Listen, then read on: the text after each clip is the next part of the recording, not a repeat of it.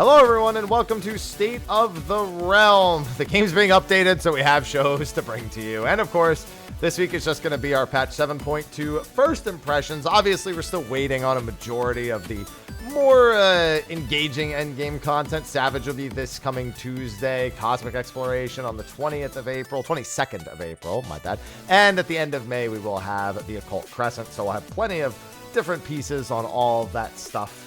But for now, let's just talk about 7.2 as it is. I'm one of your hosts, Mrhappy, and of course joining me is Sly. Hi. Hi. Hi, Sly. Hi. How are you? How are you? After yesterday, really good. What does that mean? All the hot scoops. You didn't see all the hot scoops yesterday? What, Nintendo? I mean, yeah, there's a couple of things. This wasn't Metroid Prime 4 looking mid as ever. You know, there's that, I guess. Well, there's that, yeah. Square Enix putting out another RPG when I'm knee deep in their other game again, like they tend to do. I know you had your little Atlas, just a creamery over there. I was like, Sly's just creaming over there with Rido. Yeah. See, right. Okay, there was No Sleep for Konami Date. There was Rido. Somnus, the AI, the I Somnus files. Yeah. And then of course, it wasn't even in the American. It happened in the Japanese direct. Super Robot Wars Y. Yeah.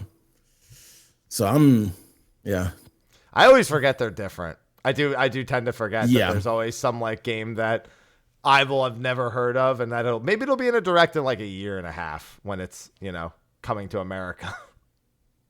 Mm-hmm. And then today I get to drink bourbon. I mean, I don't normally drink bourbon. I was gonna say, because that's so drastically different.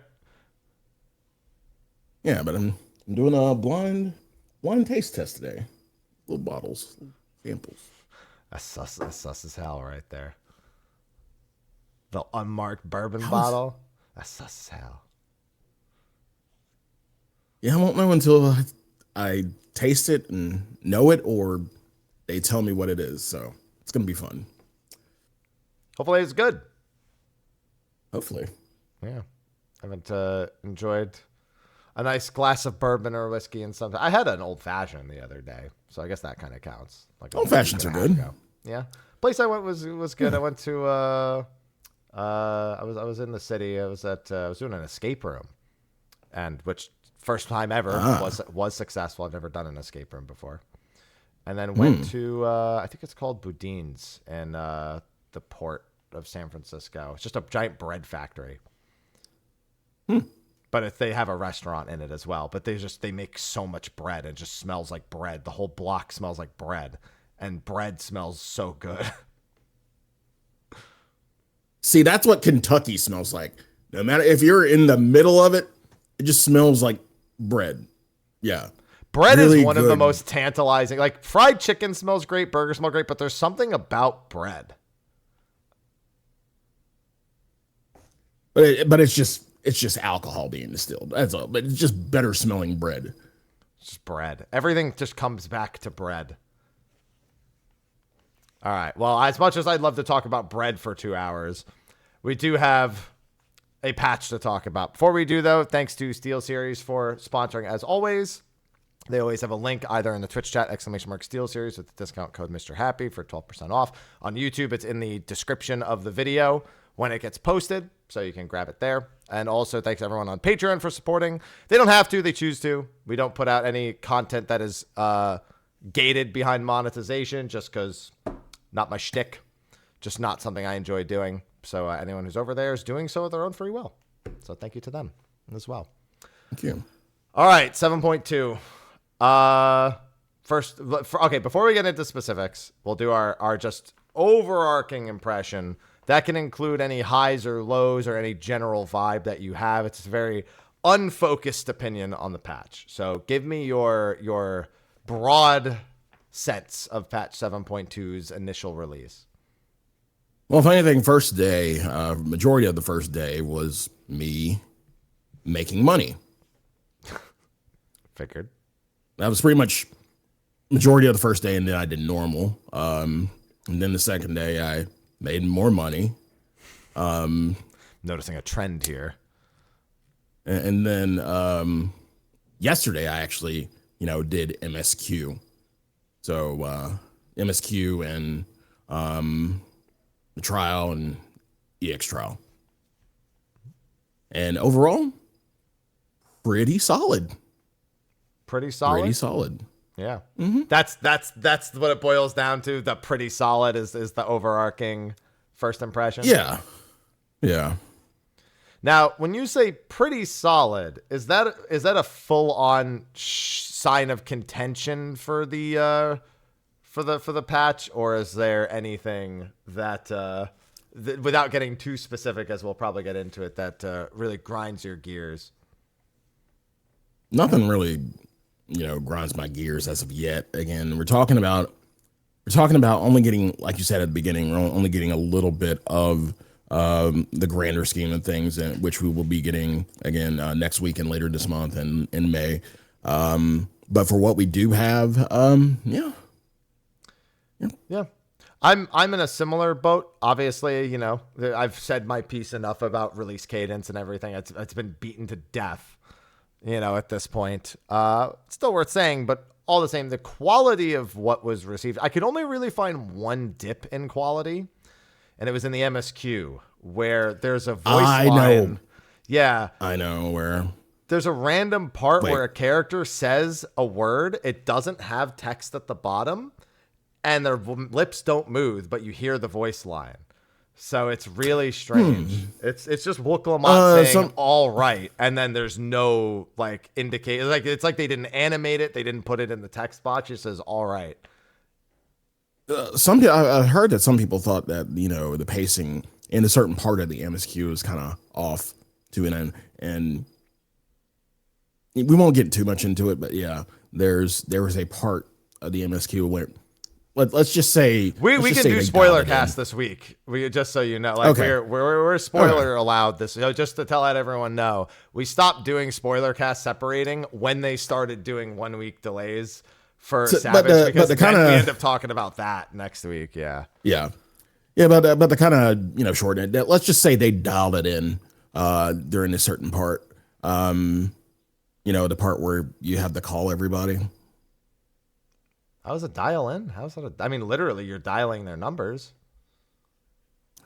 It felt off in terms of comparison to the rest of the story. It kind of felt. Some people said lazy. That specific part where you're just, calling everybody when it's one of those, why was this even a meeting kind of feelings when everybody could have just been there. I mean, check in. They were doing their own things. Yeah. Yeah. Yeah, there's just a part where you call Ishtola, Alphino, Alice, and Aaronville, and you just check in to see what they're working on real quick and to tell them what you've learned. And I don't know, it didn't seem phoned in or off. It's like listen, I've seen everything with 14. This was a pretty well-paced patch. I was surprised at how quick it went. Yeah. I just did the patch today, so my memory on everything is very, very pretty fresh. Yeah. Pretty fresh, yeah. Yeah, I skipped everything day one just to get to the EX trial, to get a guide out, to get my mount, of course. Which we'll talk about. So you did get your mount. Huh. We'll talk about that. There's more to that than meets the eye. Yeah. But the MSQ, this is the quality of MSQ on average that most people are expecting or want. There's very little fluff, which means it doesn't take as long. It's only about 3 hours, which is definitely on the shorter side. They don't really do a whole lot of random things in between. There's no solo instance that's takes 10-15 minutes. There's no one thing they definitely didn't do is they stopped trying to teach us things about Dawn Trail. Even 7.1 has the Ronique Dung part where there's kind of this elongated section that just adds time. That was a pretty frequent complaint for a lot of people about Dawn Trail, even though I don't particularly mind. But this is the pacing of everything that's happening is just pushing the story forward a little bit. And the pacing for me worked pretty well. for the 3 hours. Yeah. It was, as chat said, it felt focused. It was going somewhere immediately. The whole time it was going somewhere. And not really fluffing about with any time, I suppose.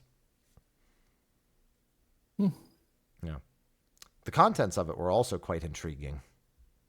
Especially for a Final Fantasy IX fan. I'm not, but I know enough about it at least. Yeah, same. The big thing is the introduction of the new character who we saw in all the artwork, Calyx. Calyx, yes. And he gets his own villain theme. Yeah. And it's pretty baller. I'm not going to lie. I'm like, yo, what is this Persona-ass Final Fantasy IX combined villain theme that they've given? That's how it came off to me at the very least. And Kinda, yeah. And as predicted, the preservation. I mean, I've been talking about it for like 9 months now that the preservation is like the main, like the key thing they'll work towards in point 3. And sure enough, our boy here is what remains of the preservation, it would appear. Yeah. Hey, Sly, did you know that Pastorot's role is that of preservation in her original scene? Oh, we're literally going this route. Okay, cool. There's a lot of context in this patch actually to support at least maybe not Calyx being Pastorot necessarily, but I don't think that's the case. There's at least enough context to think that Pastorot was at some point involved in the last like several hundred years of Alexandria's history. So I'll take that at the very least. Yeah, I'm just saying. Listen. So we're not thinking he is the current or last or final seat of Pastorot. We're just saying like there's a No, there's a couple of big hints for it. One is his fascination with Azim's stone, which he should not have any interest in at all, which is immediately followed by him referring to the source and the ninth as the source and the ninth. And the ninth, yeah. Yeah. Oh, you thought you were the only one who knew about other shards? Oh, yeah. Okay, yeah. Yeah, it's clear. You got to remember that Alexandria and Lindblom's war was almost certainly an Ascian machination. Almost everything world-ending tends to be at some point in time. And which means it probably invaded Alexandria more specifically, because apparently Alexandria was the aggressor in the war. So yeah, at some point he's at least come across an Ascian, Calyx. No matter what, at some point he's come across them. And he also, his obsession with living forever and preserving all life forever is, I mean, Ascians lived forever, so he's very likely inspired by the fact that they were, at least in his eyes, an undying force. Yeah. So it's all lining up to tie up one of the two remaining Ascian kind of plot lines that's been left unknown. Yeah. Mm-hmm. So yeah, that's where I'm seeing this going, is wrapping up another little leftover Ascian tidbit just to tidy something up. That's also going to play into the grand scheme of whatever the hell else is going on. I don't think he's going to be a villain past next patch. I think he's done. Oh no. I agree with that. He's just setting up to reveal the bigger bad, which usually in this case there is a bigger bad, and I think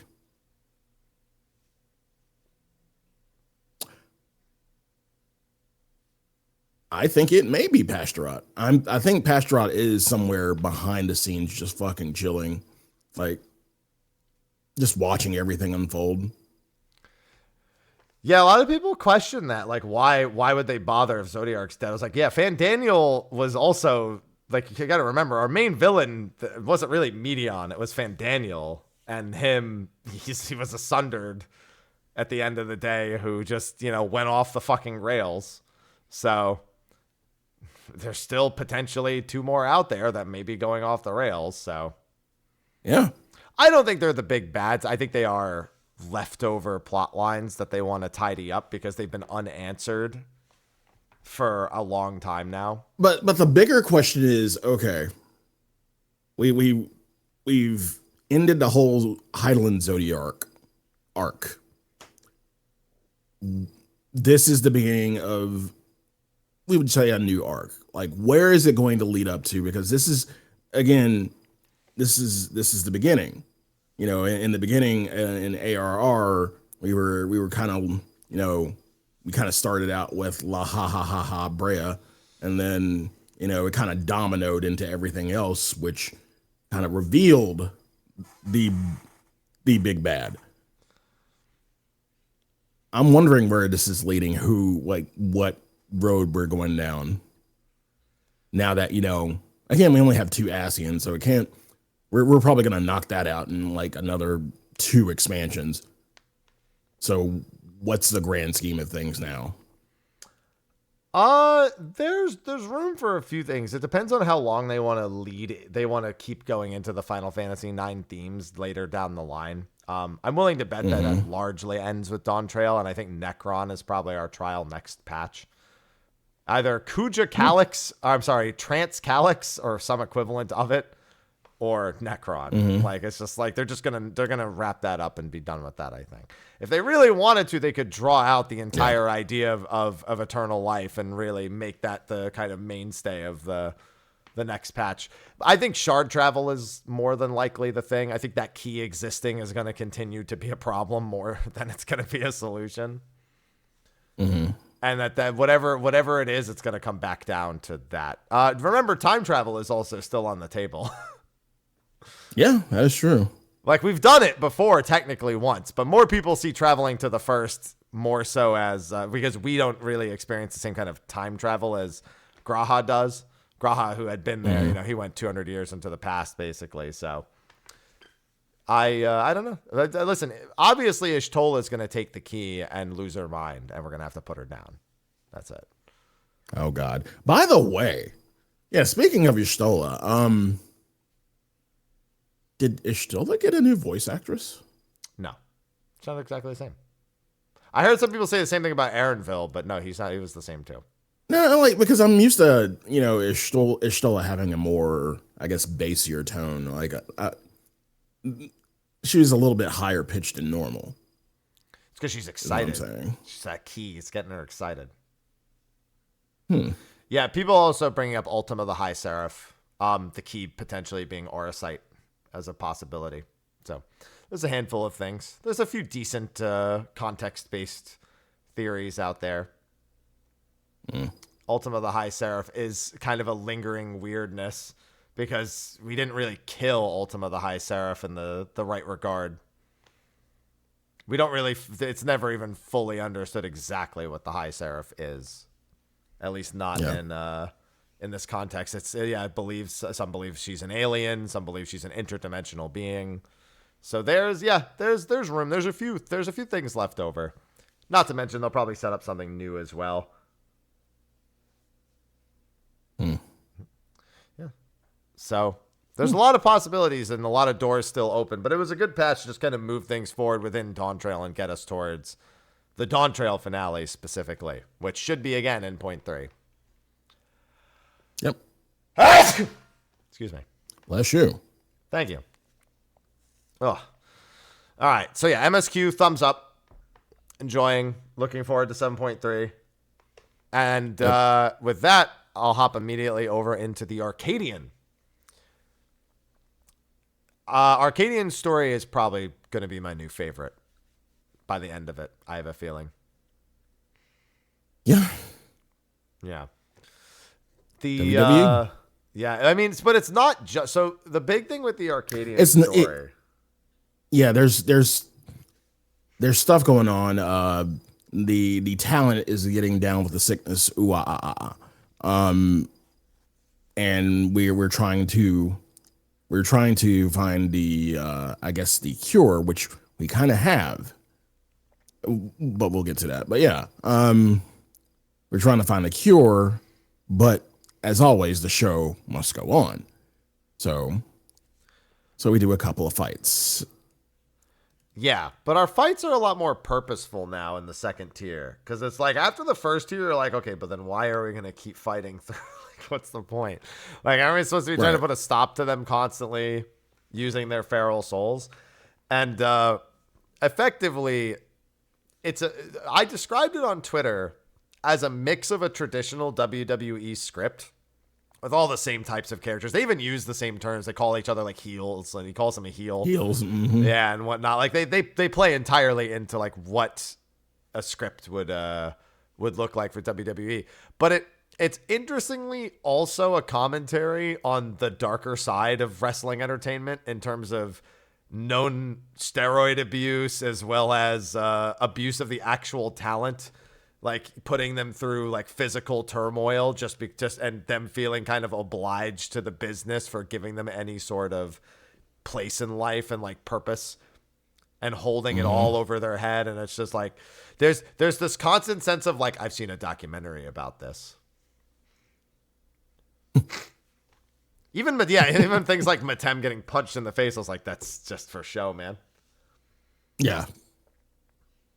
God, like all the like, you know, behind the microphone talent, behind the table talent get hurt, quote unquote, within wrestling. So yeah, but it's also just like there's a lot of cases of like wrestlers, like for example, when they retire, they're effectively left to just die. They don't like get like health benefits after like years of deliberately letting their body just crumble. They're basically just tossed to the side when they're not entertainment anymore.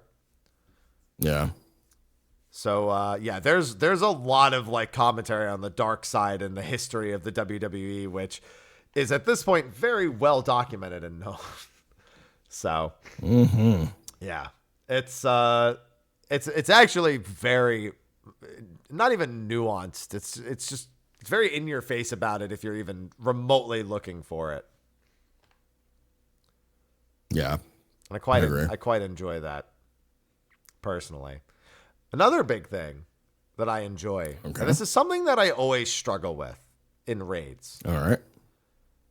Raids are usually, just looking back, depending on the tier, anywhere from 2 to 4 completely meaningless bosses that are just filling the quota of the raid, even if they technically make sense story-wise. Yeah.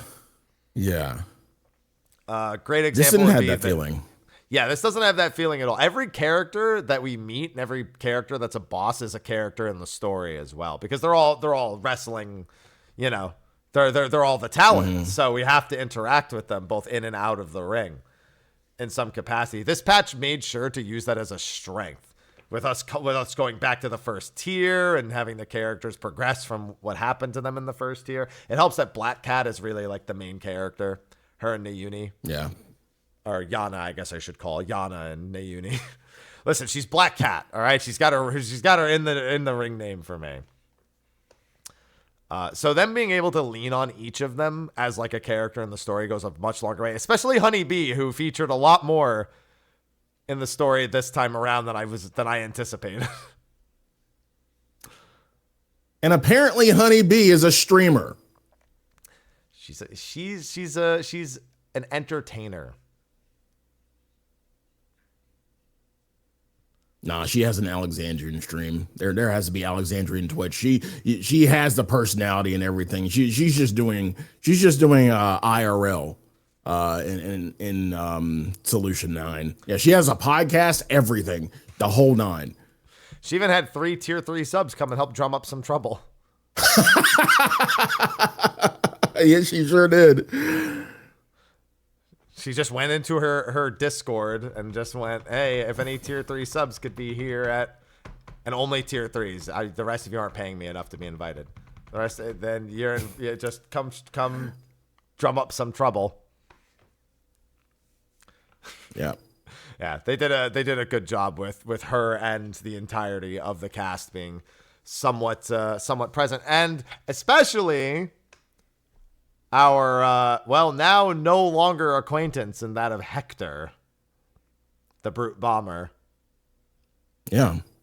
Yeah, they that prediction held true. Everyone who spotted the bracelets on the boss in the trailers, they get a quick golf clap for the attention to detail. Mm-hmm. Yeah. I saw a comment that I knew instantly I agreed with. I think it was on a YouTube video. And it said, when I saw this man had 3 cats, I knew he had at most an hour to live.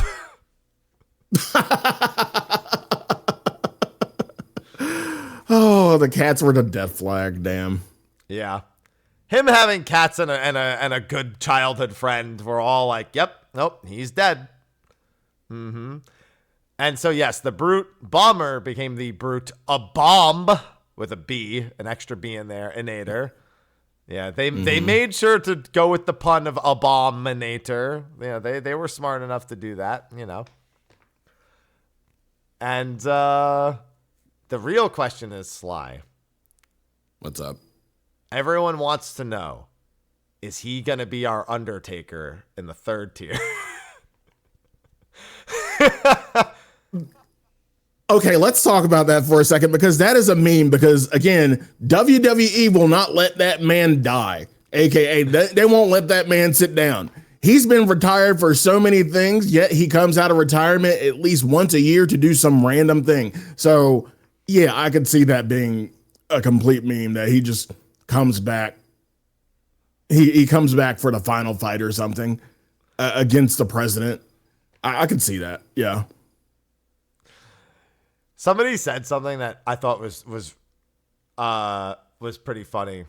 In that, oh god, what was it exactly that they said? I got to make sure I remember it. I remember, I saw that prediction that he would come back as the Undertaker, and then I saw somebody else be like, in a completely unrelated context, mind you, not related to 14 at all, just talking about the Undertaker himself, and it was like, I've never been more hurt in my life than realizing that Kane and the Undertaker weren't actually brothers.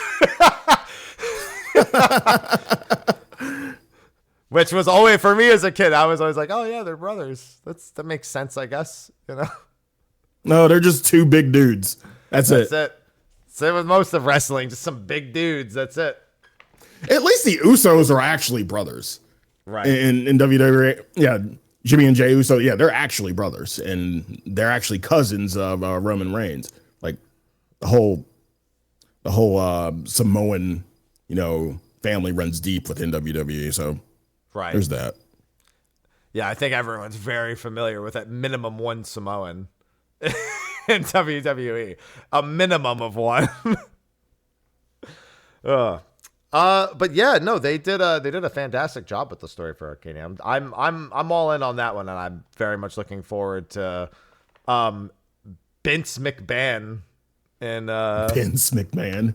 No, McMahon. Yeah, we haven't even we don't even have a name for the president yet. We don't even probably just Matem, to be honest. Like it's probably just Matem. It even says familiar voice, and I'm like, it's probably Matem's voice. I don't know how they didn't pick up on that. Yeah, so everyone's holding out for Matem being the actual president, and that's it. And you know what? I can't say otherwise. Not yet, at least. Yeah, not yet. Yeah. He even walks like Vince. Vince is 2.5 feet tall. You know what though? It's more like Vince walks like a Lalafell. Now that I think about it. Yeah, Vince walks out with that like swagger. That's not swagger. It looks more like he's constipated when he shows up. Because he does. It's the. Yeah, that's it. Yeah, that's it. Yeah, Vince walks like a Lalafell. You know, that's all it is. Oh, anyway, yeah, I think it's probably Matem. I think I think everyone wants it to be Matem, and it probably is. There's a good possibility of it. But oh my god, that's a story. Yeah. What about the fights themselves? A pretty decent step up over the first tier on an overall above average normal mode, I would say. Yeah. I think it really, one thing they did this time that I think they didn't do enough the first time with the normal modes, going just back to the lightweight division. This wrestling is a show, and stuff like the third fight should probably be the norm, because the idea of like being in the ring and somehow you end up on somebody's, jumping with someone off the fucking edge onto the announcer table, and then someone pulls out a chair. Like, the whole thing is supposed to be a stage, technically, And so the third fight is really that, which makes sense given that Brute Abominator is really trying to appease the president. He's like following the president's script, and he has all that like extra, it's all that like excessiveness to it. Yeah. That was a real nice treat. I don't even think they're going to do that in the Savage. I think they're just going to go right to the final arena, most likely, and skip all the theatrics. Which would be funny because it's literally the final arena is just his M3 arena. His arena. Yeah. Yeah. Mm-hmm. So, that's something I want to see them lean into the heavyweight division a lot more, is to like it would be like Hell in a Cell is one thing, but Hell in a Cell is most exciting when they go on top of the cell and then somebody gets power bombed through the cell. Through it. Yeah. Yeah. Back into the ring. Yeah. Yeah. So like we kind of have that because he power slams us through the top and into the cell. Like he kind of does do that.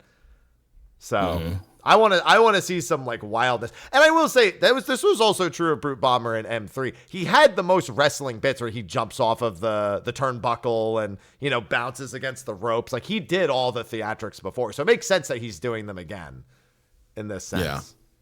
We need tables, ladders, and chairs, baby. No, we need a triple threat match. Triple threat. What about handicap a triple match. threat TLC handicap match? Just throw them all together. Fuck it. In a cell. Fuck it. Just start fighting in the middle of the crowd. Yeah. Just get it all going. It'll be perfect. The fights were top. So one at a time. We have Dancing Green first. Definitely vibes with being the first fight in terms of just generally what he's putting down is not too serious. He's more fun and fresh and funky than he is, edgy and over the top like some of the other ones. Yeah. And we got Afro Frogs. Afro Frogs doing the all the names of the skills. Celebrate good times, Disco Infernal. I was just like, yeah. They had some fun. Yeah, they really leaned into it. I mean, they had to, right? If you're gonna do a disco frog bunny man, you kind of got to go all the way with it. Big thing that I liked is that if you actually do the moves correctly, that you get a damage buff, and if everyone does the moves correctly, you get a limit break. You get limit gauge. So I like the little added. Again, those probably won't be there in Savage, but it's a nice little normal detail. Nah. No, what's going to happen in Savage is every individual player is going to be tethered to a frog, and they're all going to have half rooms that they do from each player. That's probably what's going to happen. So then your character is going to go, and then you'll do the AoE from this side. That's like the one big prediction that I think is like super easy to make. There's a few other smaller ones, but it's going to be, I mean, it won't be much harder. The second tier is usually harder overall. So like this should be harder than Black Cat, but not by much.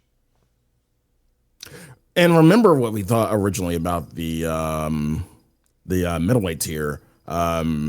We were thinking that like for Savage, for the cruiserweight tier, that they would overtune just because of, everyone's so we don't know yet. We don't know yet, but they learned their lesson in Abyssos. They learned a very important lesson in Abyssos, that you need it to be like decent for everyone, even if it's a little harder overall. Yeah. So I actually don't think it's gonna be overtuned at all. I think some people will be surprised that it'll be harder for sure, but I don't think it'll be like Abyssos tuned in the same regard. I will say though, one of the big things that made Abyssos I'm not going to say overtuned, but more of an issue was people really felt like every GCD mattered. The boss hitbox wasn't entirely free for the first half of that fight. Mostly free, but not entirely free. And they've already said melees are going to be struggling with uptime a little bit more. So I wonder if what's going to happen is that your average melee who really needs to focus on staying alive for a mechanic, your PF melee who is not the Giga Chad, like I'm going to go in and try to get uptime all the time. They're like, no, this is how to survive the mechanic safely, and I'm going to do it that way. I wonder if they're balanced for that. And then if you have the players that are just Giga Gods that stay in melee range the whole time, you end up like way past what they anticipate. So that to me is the big question. I think the melee, their expectation of melee downtime, hence the melee buffs, versus how melee players actually do end up optimizing the fights, especially in week 1, is good. I think that's the disparity, and I think because of that, it will not feel overtuned to your average week 1 melee. But we'll see. But I think it's also a possibility double caster ends up negating the problem as well. People just run double caster. Black Mage is apparently doing great right now, even if Black Mages were, sad about the gameplay changes. The actual output is apparently very good right now. Yeah. And Red Mage has been competitive with melee spots. I think it's a little less so now that the melees were just all buffed, and I think Red Mage's buffs weren't as significant enough to make it so it feels that way. I haven't looked at the numbers, but I would assume just based on what we saw. But there's a possibility that that Red Mage, Black Mage might be fairly standard here. Notice there's a job missing in that discussion.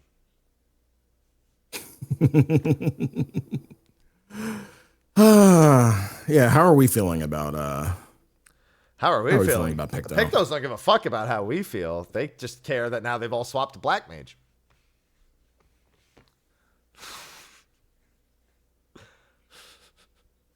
There's some really weird things they did with Picto. A lot of the potency numbers are making drawing the motifs not that good.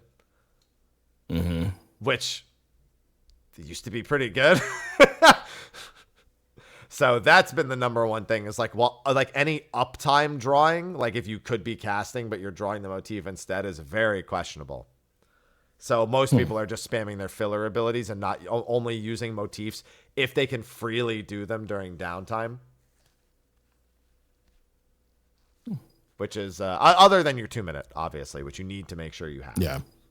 So a little bit of a weird spot. I wouldn't be surprised to see a course correction slightly back the other way.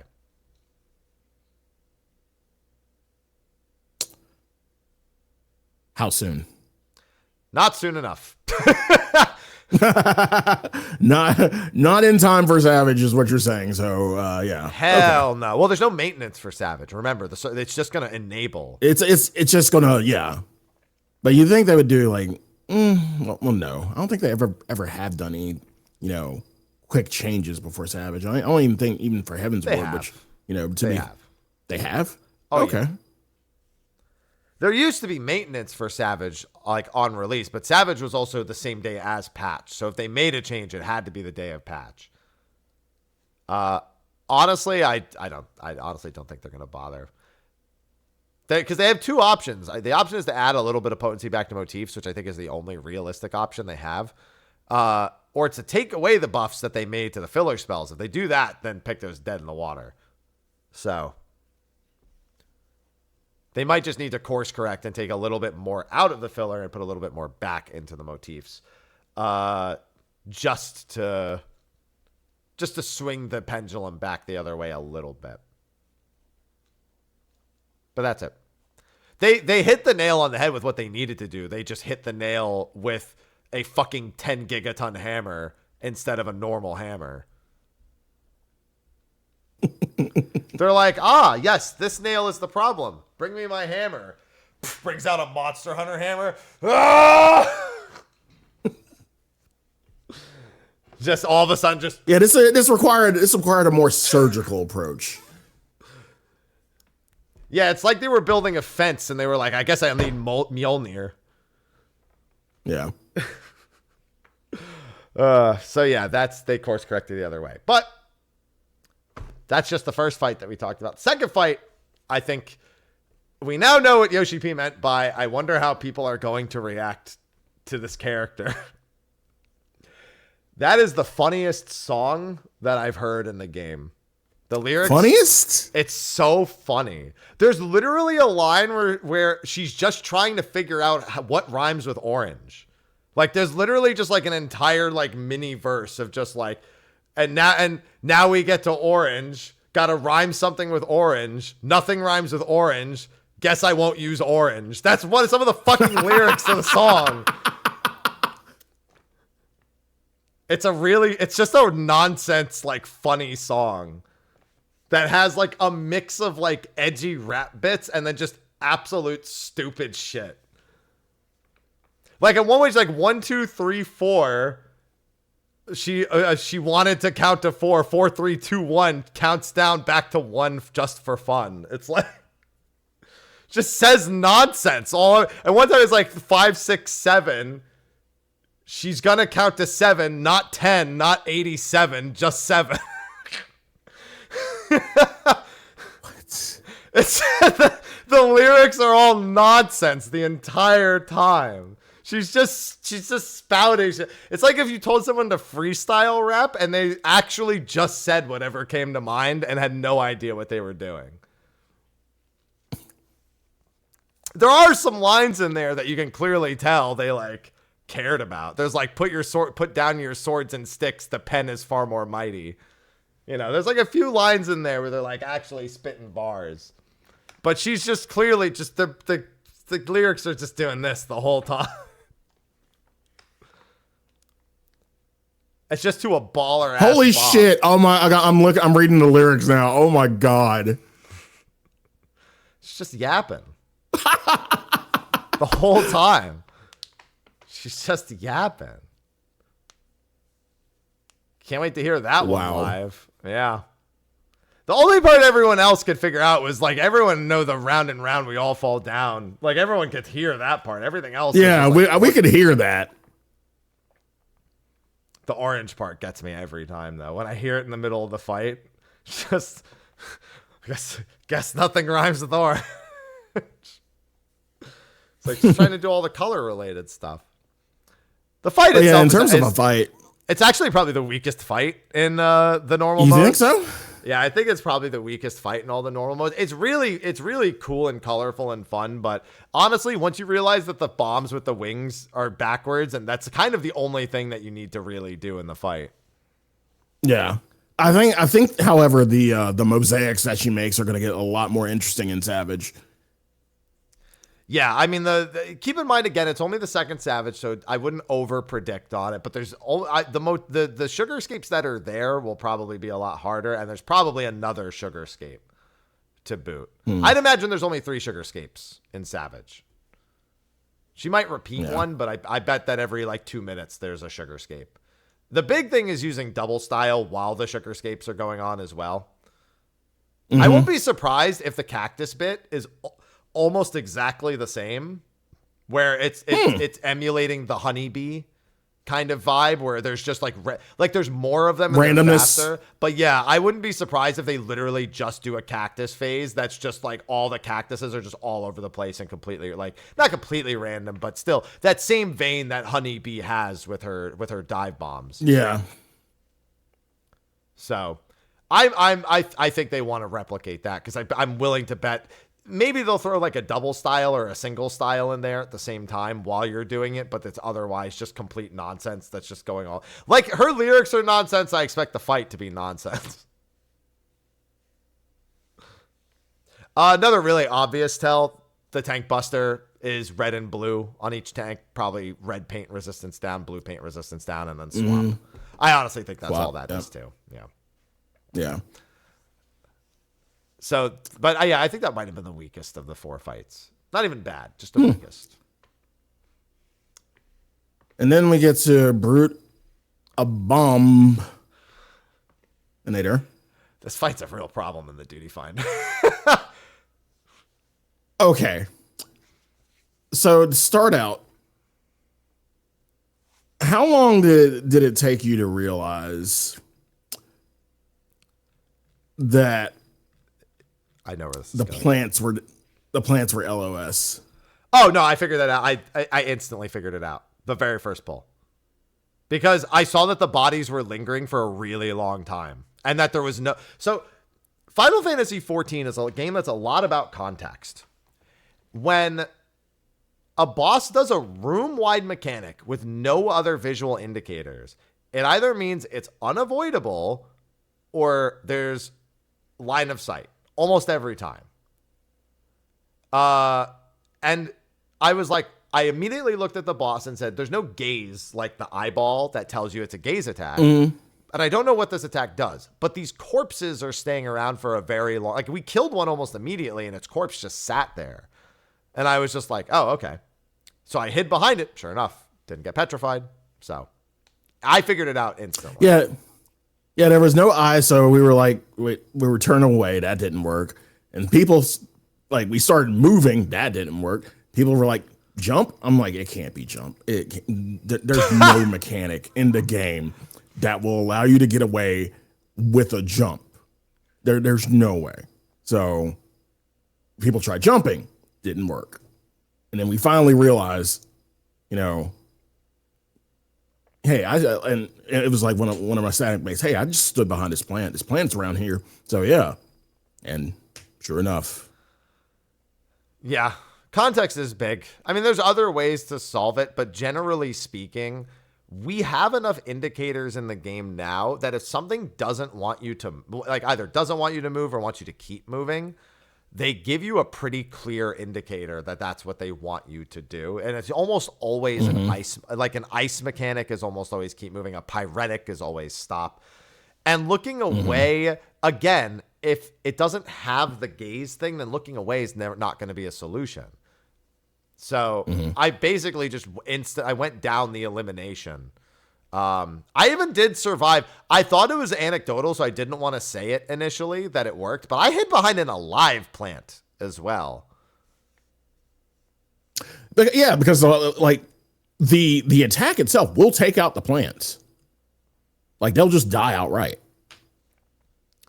I didn't know that. We killed it right after. I could have sworn we just killed it normally right after, but yeah, we just left some plants alive, just cause, and we just killed one because you really only need one, and his attack will kill all the other ones. All right, there you go. And we were like, and when we thought about that, and somebody in my static said, "Oh yeah, it's a Renaud," and I looked at him like, "Holy shit, he does look a little bit like a Renaud." Did you not realize this is all the Orenvale bosses combined? It's literally all three Orenvale. You could argue there's a Kotobel pass in there because of the Petrify. That's a Kotobel pass. Yeah. But it is literally all the Orenvale bosses. The ads are the first boss. The tentacles and the vines are the final boss. And all of the swings with the clubs in it, that's literally the Renaud swings. Yeah, it's literally all the Orenvale bosses combined. I don't think even if people thought about what bosses are combined in there, I bet most people didn't just think, oh, that's Orenvale. It's literally an Orenvale boss, which is really funny. Yeah, don't be surprised if the fruits show up in Savage. Oh, fuck. To cleanse the poison stacks. Oh, boy. Yeah. I hope you're ready for the fruits. The fruits. I hope you're ready to fight over fruits. Right, yeah, everyone's going to need a color pair fruits. That's it. There'll be 4 fruits, and your color pair is responsible for a particular set. Stop it. Just wait until he starts spawning the mini Malboros, the buds. Yeah. There's a lot of things that could happen. Yeah. So, he's by far the most engaging normal mode of the batch. And of course he's got his lariats. Oh yeah, hands down too. Yeah. Hands down. Yeah. He jumps between the walls. He petrifies the cameras and they fall out of the sky. And why are these cameras made of explosives? But anyway, those aren't cameras. Those are bombs. Now, I will say this. Mm-hmm. Everyone is already making a huge mistake with this fight. Why? They think because the normal mode is really cool that it automatically means the Savage will be cool. It won't. That has never, ever in the history of ever been a good reason to predict the Savage will be good. Yeah, like you got to remember, if there's one normal Savage conversion that I think is a perfect example for this. It's what's her name? Agdistis? Oh God, no. Agdistis normal was fine. I thought Agdistis normal was good, and then the Savage was not. So, oh God, it was from Omega. you better not say Halicarnassus, because that's my queen right there. It's Halicarnassus. Yeah, the Halicarnassus minigame. You don't get fun shit like that in Savage. You're just saying that like the normal mode played on a lot more of because you do get it in Savage. It's not the same in Savage as it is in normal. They make you transform. The mini game at the beginning is kind of a joke, and then the one later you have to actually plan the transformations. Yeah. When I'm talking about like when she goes for tea and then she takes you to the desert. Yeah. The desert shit doesn't. No, completely correct. Yes, the desert shit. Yeah. Won't happen. Yeah. Mm-hmm. So there's always some interesting shit in normal, but that will never convert over to Savage. Don't say never. One day they'll bring her back and we'll get that sand maze. Oh my God. One day, just believe. All right. Do it for me. No, I don't believe. That's cold. Do it for me. No. No. Will not believe. Can't. Yeah. That's why I think we're probably just going to start in the cage at the end of the match. I don't think we're going to go through the like platform to platform. There's actually another reason for that. Markers. Ground markers. You'd have to beat the fight to ever put down a ground. Not that we haven't had that problem once before. But at most 2 arenas, I wouldn't predict 3. Ground markers, they're not gonna expect you to not have ground markers for the majority of the fight. It's not gonna happen. Yeah. If anything, I'd like to see him do the opposite, where you're in the main arena, right? And then he hoofs you back up to the top. For just one mechanic, and then hoofs you back to the bottom. I'd take it. He just throws you to the top of the cage. But I hope it's a good fight, man. We got to break the curse. Yeah. This is the fight that's the normal mode being so good, it makes it even scarier because now it's really under a microscope for is the third Savage going to be good? I got you in here for 11 minutes. You're going nowhere. Hey, Freak Joe, you're going nowhere. Oh, God. Yeah. I hope it'll be good. I really do. Yeah. And then the last fight's kind of cool. I think it's the second weakest fight. Howling Blade, a.k.a. I am the storm that is approaching. I just thought you were going to go for a Gundam joke. Too easy. Nah, he did more Virgil shit and Gundam shit. Yeah. PSO2, yeah, I could go in that direction also. Yeah, you can very clearly tell there's a metric fuck ton of stuff cut from the Savage is where they went with it. Mm-hmm. It's funny it's really funny about this because looking at the trailer, I think the trailer shows off his transformation sequence. Yeah. Mm-hmm. Yeah. Yeah, I'm like, I didn't. It's not in the normal, so God, look at the trailer spoiling shit. I mean, I said that. I said it looks like they're teasing something for his second phase in the trailer. No, that's just outright Savage. Yeah, that wasn't even in normal at all.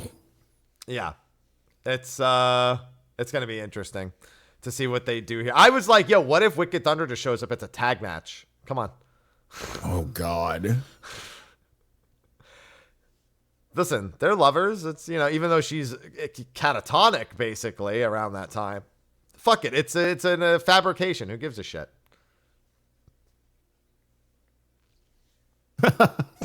You know what that reminds me of? You know how in Monster Hunter, Taylor Strand and Lenastra can fucking murder everybody by just having sex?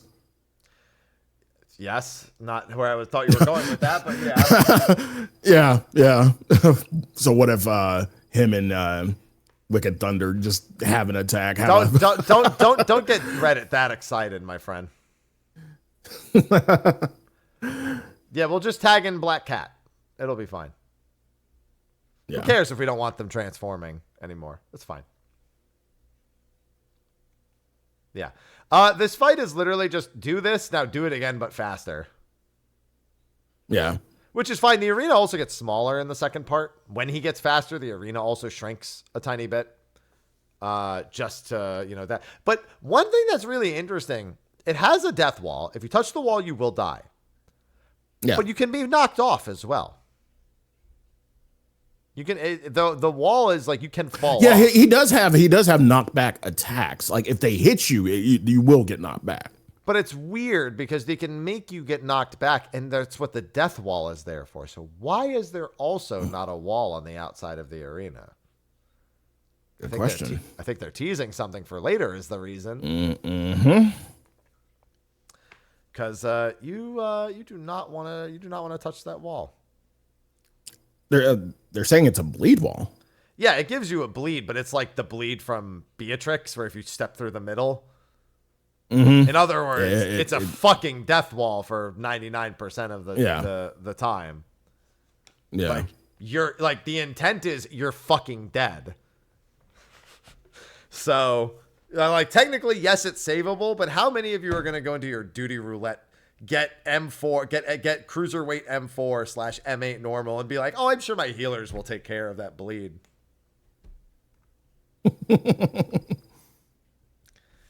You guys don't even feel that way. You get hit by the raid wide and you panic. You just see the healer be like, listen, I know that the next AoE is not for a while, but I'm still at 40,000 health. Now I'm at 50,000. Okay, now that next AoE is coming. Is there like an Indom coming or second wind? Got it. Second wind. Got it. Yeah. Second wind bloodbath. Got it. Mm-hmm. That's especially true. His ad phase, for some reason, hits like a fucking truck. Yeah. He's like, everyone's like, oh, a spread AoE. Okay, let's just make sure. Oh my God. Oh, stack marker. We only had 6 people, but it's just oh my God. That shit murders. Mm-hmm. That means it's going to murder a lot in Savage. Oh, God. All the mitt. All the mitt. All the fucking mitt. Honestly, the scariest thing about the normal is that they finally did it. Slices Right is finally a raid mechanic. Oh, my God. And I'm horrible at Slices Right. Like, they finally, like, it's one thing. I'm horrible at Slices Right. Yeah, we've had towers being knocked down since Hashmal.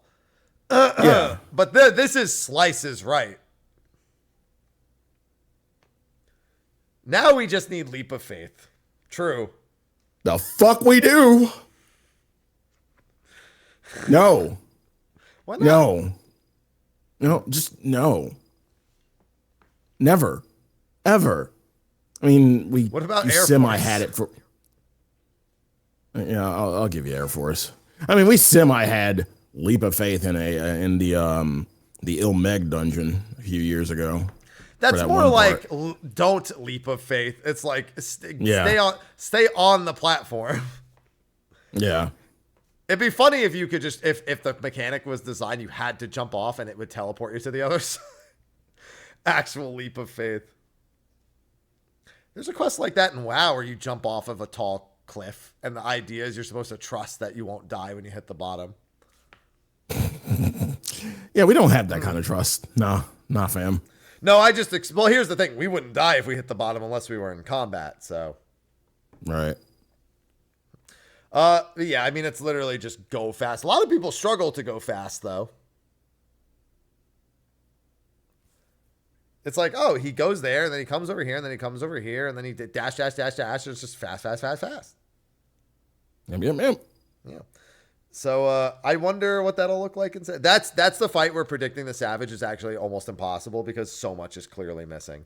Wicked Thunder was kind of the same, but they did manage to take some normal mode stuff and make it Savage in its own way. Like in Wicked Thunder, people noticed that her cannon had two different like sides to it, two different colors to it. And she never really does anything with it. So people were pretty quick to figure out that that there was going to be a double-sided cannon phase with the debuffs. The extra debuffs on top of that were something different, but like the debuff that says you have to be hit by a specific side of the cannon. So, and with the arena being so small, planning around debuffs and movement is going to kind of be a chore. Well, it's going to mean that anything they do is going to have a microscopic safe zone for that part of the fight. My big thing is this is a door boss. It is. It's 100% a door boss. Now, I'm not saying that because there's not another arena. Like, we had the very clear hint with Wicked Thunder that there was a second arena and that it was a completely separate thing and it was like way in the back. So it was like most likely not a door boss. This is all of the inklings of every door boss we've ever seen where it's stripped bare.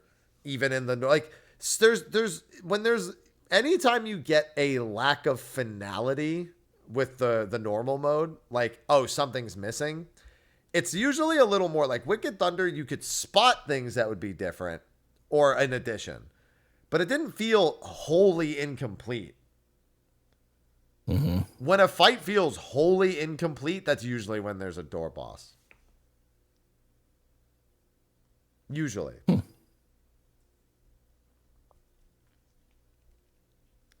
I don't know if that makes sense. Yeah, it does. The question is, will he be a wall boss in the second? Will the wall boss trend continue? I think he looks big, but not wall boss big. I think he is a wall boss, but he's a donut wall boss. So he's in the center of the arena. God. That's what I think. Oh, like what's his name? Orlando. Alexander. Sid. Oh, I was thinking Sid from Orbone. Oh. Thunder God, yeah.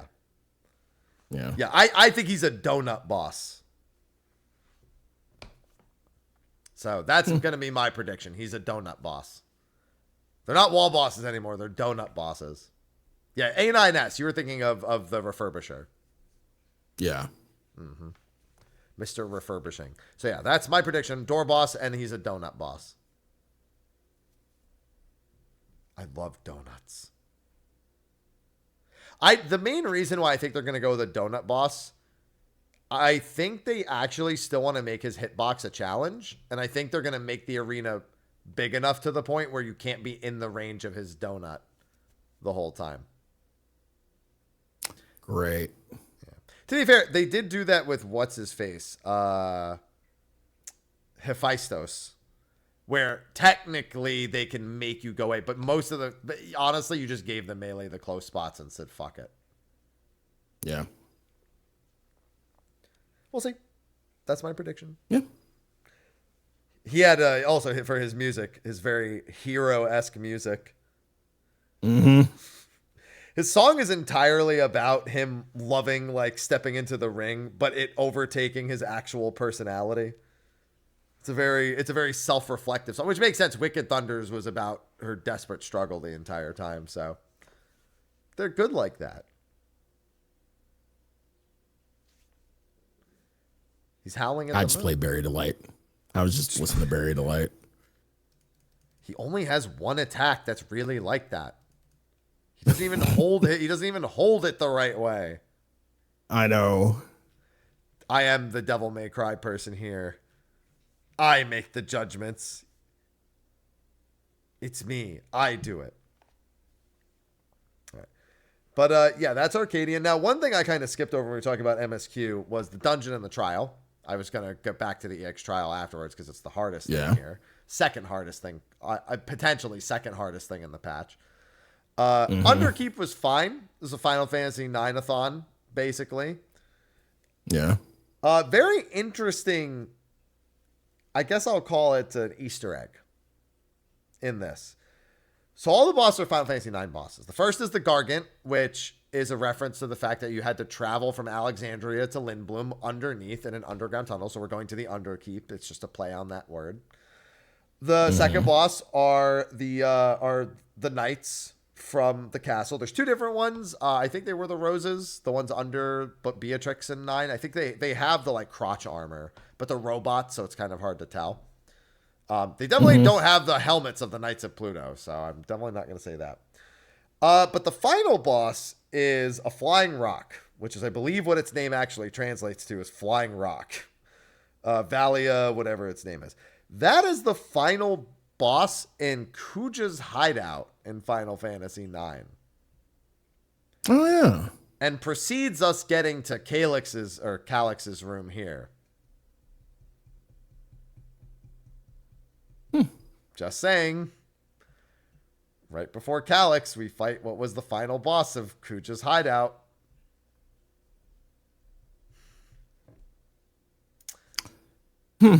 Yeah. It's a potential little Easter egg. Just saying. Yeah, I don't believe that, Calix is Kuja. Well, not literally in the sense, but he's playing a role very similar to him.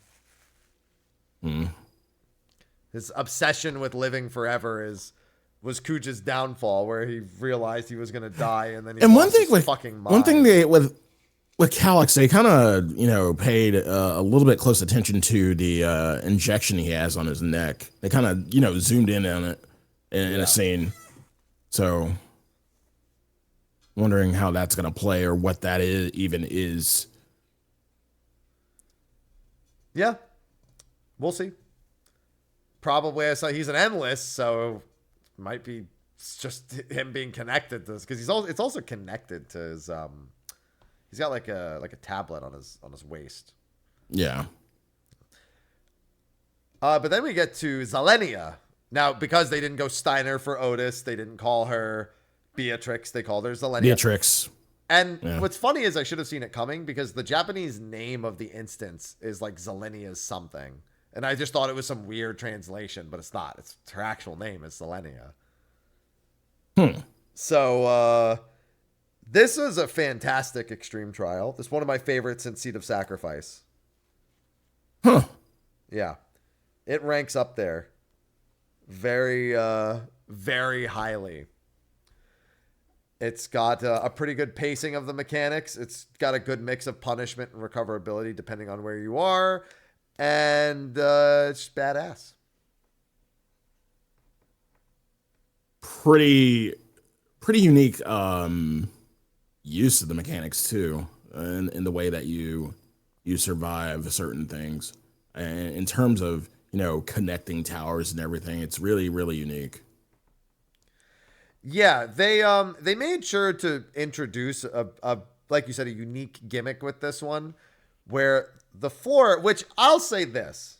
I've got two things to say about this. One, okay. Who the fuck designed the color of that floor? Because seriously, you done fucked up. Oh God, is this Phoenix all over again? No, Phoenix was overlaying too much orange on orange on orange.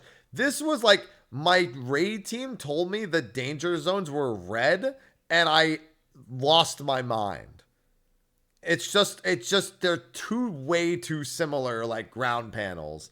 Like, I got used to it eventually, but like awful distinguishing factors between the safe and danger panels. Now, the second thing I have to say is, as a colorblind person, I figured it out better than non-colorblind people. Y'all been living life with training wheels on. I took that shit off at birth, and now I'm better than you. get at me. I see motherfuckers being like, this shit's visually confusing. I'll be like, my entire life has been visually confusing, and I overcame that shit. Okay. Slow down, Matt Murdock. I didn't say that. I'm colorblind, Matt Murdock. I'd call Matt Murdock if he only had color blindness. Yeah. There you go. Yeah, I can tell the difference more than well enough. So I don't want to hear shit. All right? It's times like this where I think being colorblind is a benefit. Because when Phoenix came out, Ivy, do you have to be doing that right now? Anyway.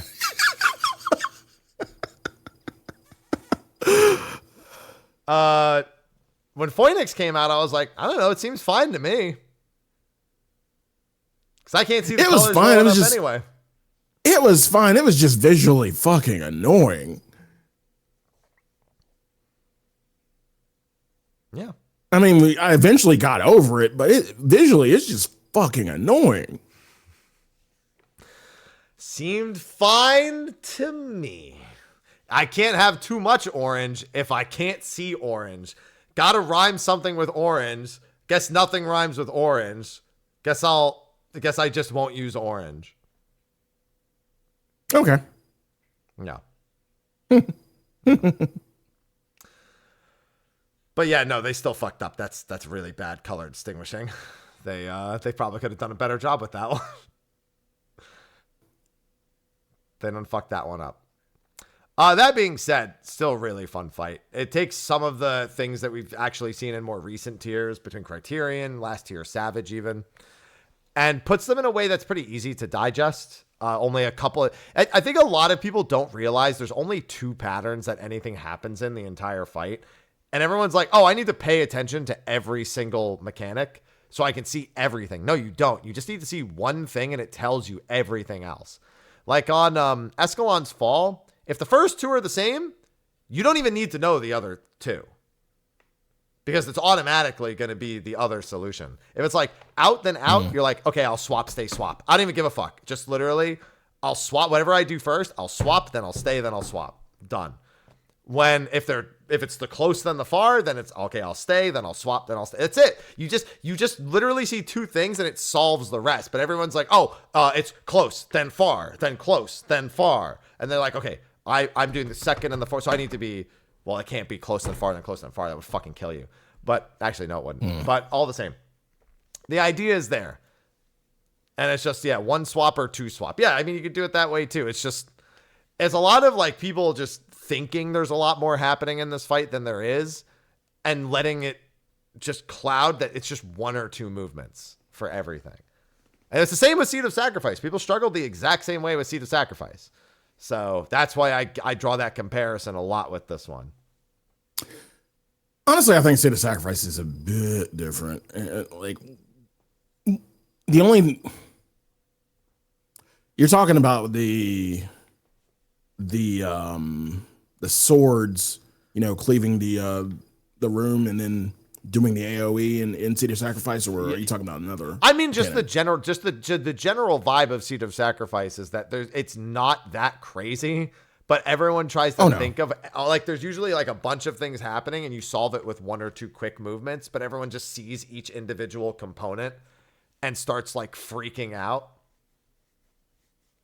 When it's literally just, clock spots and intercards, the fight. Like that's it. That's all it is. It's just like 2, it's usually just 1 or 2 quick. It's the same here, where it's like, I guess Bloom 5 is a good example, where it's like, okay, there's 2 safe zones. Then there's crosses. Then there's line AoEs coming through one of them. And then there's a second line AoE. Then there's a donut from the boss or a point blank from the boss. And then there's the opposite. And then there's 6 slashes coming out. It's literally just go to the first safe quadrant, do the in or out, go to the second one and do the opposite. That's the end of it. It's like there's so little actual thought that needs to happen, but everyone's like so focused on all the individual components that it fries them. Same with Bloom 2. Bloom 2 is just, you don't even have to, like Bloom 2 is, there's like an ideal way to do it. There's really not a whole lot that actually needs to happen there. Yeah, I think we kind of we kind of overthought it a bit at first, and then because there are certain strategies people use, and then it's like no, just go to your corner, go to your sector. Like really, we're not doing the whole nope. Great, Go to your sector. great. For Yeah. Bloom 2? For Bloom 2 is the that's you're talking about towers, and like No. Towers is Bloom 3. 3. Bloom 2, There we Bloom go. 2 is just Thunder Slash, and there's 2 safe zones, and one of them's easier to dodge in than the other. Oh, okay. Yeah, and now everyone's tank LB3ing Bloom 6 as well. I even put it in the guide. I'm like, here's how we did it, but just probably tank LB. We didn't even need tank LB. I mean, you can honestly mitigate through Bloom 6 if you. Yeah, even you if can. get hit, You don't need tank LB. You literally just throw up Mitt. But like people are tank LB. I would prefer to just Mitt and then save the healer LB personally. But yeah. Yeah. And also as people get more gear, then it's going to be going quicker and quicker. Like we were almost skipping Bloom 6 with full 730 gear. So now with like full crafted and maybe the weapon, like with anything at all, it's just falls over. The one thing that annoyed me about this fight, and still does, and still probably will, is in ad phase. If you have the tether, that bitch is slow. You are literally on her fucking time, and I'm like, I'm here, bitch. Why aren't you turning? You're scaring me. I'm in the right spot. Turn. Look at me. And I mean, she does end up looking at you. But I'm afraid to like cleave half of the fucking room just because this bitch is just turning so goddamn slow. Yeah. I do think there with a little bit, this is an extreme trial that will be outgeared, which is a little bit unfortunate compared to like, let's say this was an odd numbered patch 1 where most people have all the gear already, but it's designed for a higher item level. Those usually have I'm not going to say more staying power, but I'll say that the average performance usually doesn't skip mechanics as well. This is going to be like Bloom 6 already doesn't exist for some groups, and it will exist less and less for more groups soon on, which will mean that the intimidation of farming it is going to go down considerably because Bloom 3 has a tiny bit of an intimidation factor. I'd say even Bloom 4 has a tiny bit of an intimidation factor. But Bloom 6 being skippable is going to largely reduce the amount of pressure people have with it. So, it's a lot of time. Now, I'll also say this. I don't have to worry about that because I got my mount. Because you got your mount. Now, there you go. Sly, I earned that mount. Did you pay for it? Here's what happened. So I did the fight on patch wake up with my static. We did like 3 runs, I think. And I didn't really get the footage I needed. So I said, chat, I'll teach people that, like, if you have some experience with it, or if you've been watching me, just like whatever, join. So I taught chat how to do the fight and how I wanted them to do the fight if they were going to be running with me. It took a couple hours and we had to replace one person just because they ran out of time. But we got through it. So we killed it, beat it. And I was like, I kind of want to do one more because it's like one part I want to do better on. Like I want one mechanic to be clean. I wanted Bloom 4 to be clean because on our kill, like I think somebody died. I think they ran through the middle and died and like got a bleed. And then it was like a 7 stack. And I think another person died for something. I don't know, whatever. I wanted a clean Bloom 4. So we went in, had the cleanest run that I'd had at all day. It was like a perfect run. No deaths, no bleeds, no mistakes. I think there was like 2 Vuln stacks on Bloom 6, but who gives a shit? It's just 2 Bloom stacks. It's 2 Vuln stacks on Bloom 6. The people did the towers. That's all that matters. We beat the fight and open the chest, and I see the wings. And so I immediately go, so chat, listen, here's the thing. Remember when I helped 7 of you clear the fight from nothing? And, we Here we go. And we endured together. Here we go. And then remember when the wings dropped and you all just left and let me have them? So what's it going to take to make that last part happen? Huh? How much should it take? So at first I was like, you should all just leave the instance real quick. 3 people left. I was like, okay, that's 3. All right. Then I went to the other 4 and I said, okay, here's the thing. We're going to work this out. All right. I'll give you all 2 million gil if you just pass it. And I'll also give 2 million gil to the 3 people who left, even though they did it for free. But if one of you rolls on it, nobody gets anything. So I want you to think about this. If you roll, prisoner's dilemma bullshit. If you pass, everybody gets 2 million gil. But if you win, nobody gets anything. And turns out, actually, I won the roll between the remaining 5 people anyway. But I gave everyone 2 million. Now, to the people who actually got the 2 million gil, you should have fucking held out for more. I told them, listen, here's the thing. I told them, here's why you can't haggle me up from 2 million gil. I explained this to them. I said, because here's the thing. If I don't get this mount before next week's Savage, I will not do this again until I'm only paying you 2 million gil, which is in like a year. So it's 2 million gil now or 2 million gil later. And that's the only option it's going to be, because that's what I paid for the Golbez mount. Honestly, I think y'all could have got 3.5 to 4. And it would have been 2. If you would have just held out, as a complete unit, you know what? Somebody just says, you know what? 3.5 final offer. But nah, y'all settled. Y'all some bitches. Yeah, I pulled the you ruined it for the whole class. I pulled the you ruined it for the whole class tactic. I hope you brought invitations to your birthday this Saturday, Billy. I hope you brought one for everyone.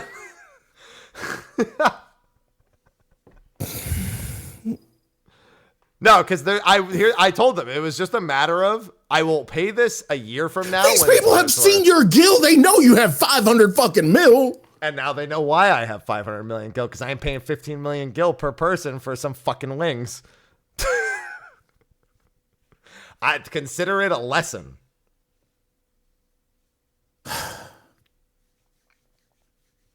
Listen, according to Charles Barkley, Michael Jordan doesn't tip when they go out, and that's why he's rich. All right? So I'm just Michael Jordan. That is a horrible analogy, and there's another reason for that. Don't listen to Charles. Don't listen to Chuck. Nah, fam. It was literally, I would have only then gotten it later when it was only worth 2 million gil a piece. So it was just, these were the 7 that got the opportunity to make money instead of 7 different people a year from now. That was it. It was a matter of opportunity versus reality.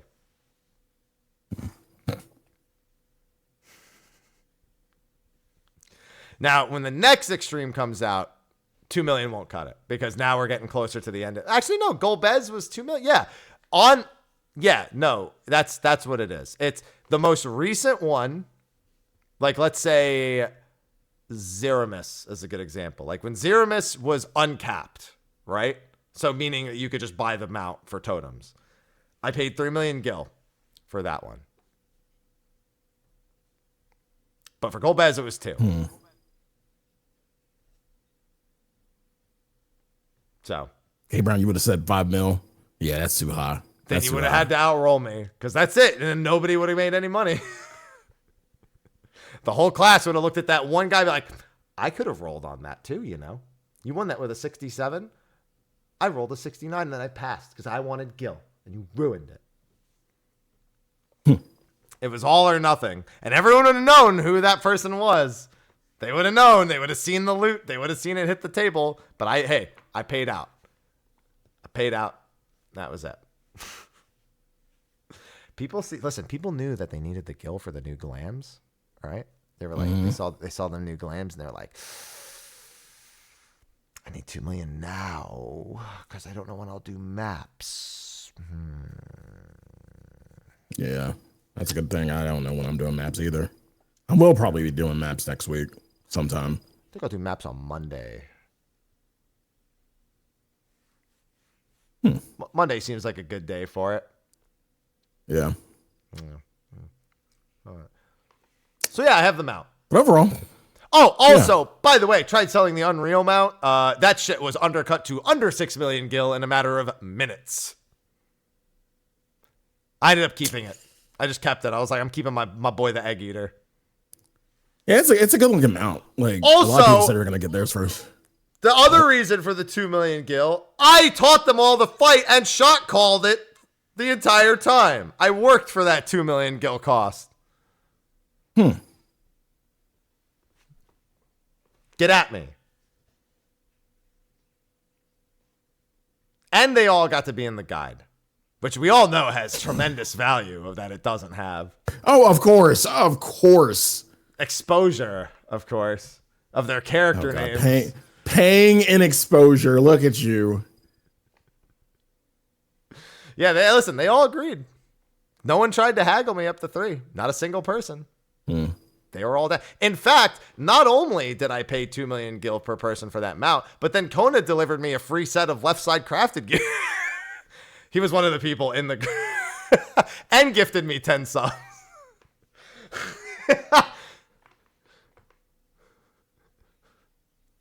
So I made out like a bandit.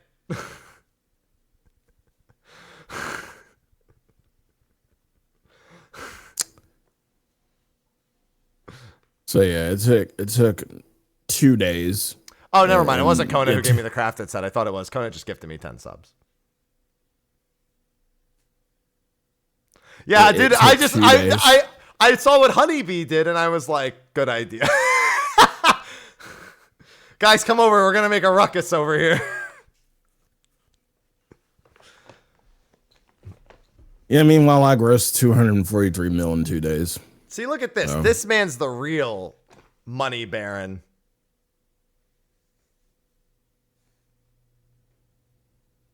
Taking advantage of a highly in-demand market. Me, I just presented an opportunity.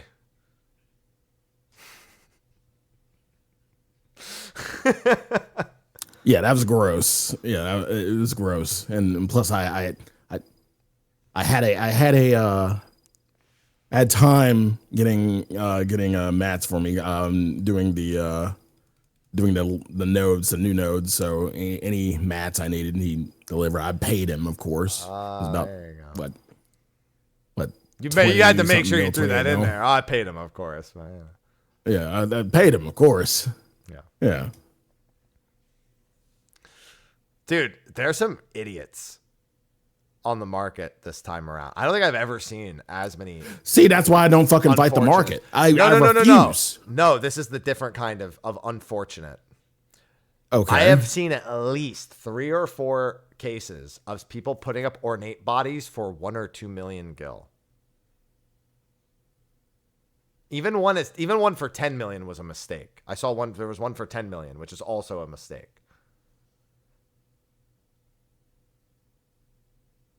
Someone in my static bought one for 10 million gil off the board. An ornate body. That's a mistake. Chad, if you ever get an ornate body, 20 million is your minimum. Always. It doesn't matter. It literally is one of those things that does not matter what patch it is. The answer is always 20 million. Mm-hmm. At least. You can maybe even get 25. Well, I hope he flipped that and then got another one. Honestly, I don't think they did. I think because they were going to use one anyway. I think they just did it. I think they just kept it. They said fuck it. They grabbed like the monk body for 10 million. I'd flip the shit out of that. Oh my god. I would too. The 1 million or 2 million, those people definitely flipped. I think Gilgamesh had a caster top for 1 million gil on server up.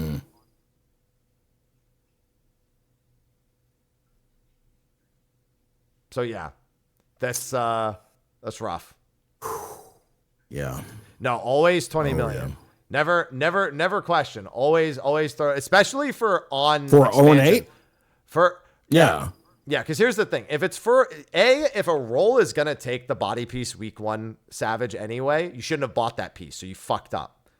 That was your problem. That was your mistake. If you bought it like a tank ornate body, for example, you fucked up. Like, now you just get whatever you deserve. But there's a reason why they were 20 million gil last patch. They've been 20 million gil every patch. They're going to keep being 20 million gil. They're super rare. 10 million, don't do 10 million. No.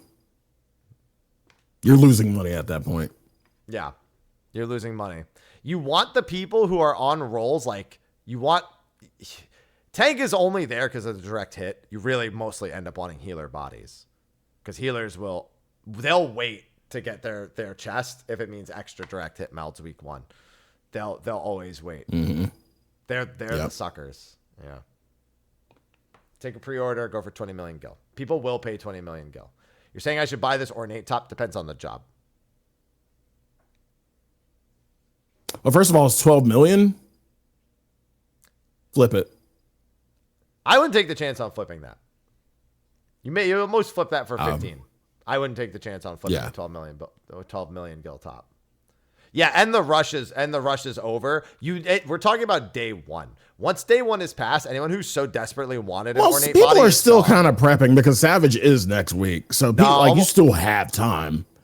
Almost anyone who is gonna buy an ornate body and is serious about buying an ornate body, they've bought it already.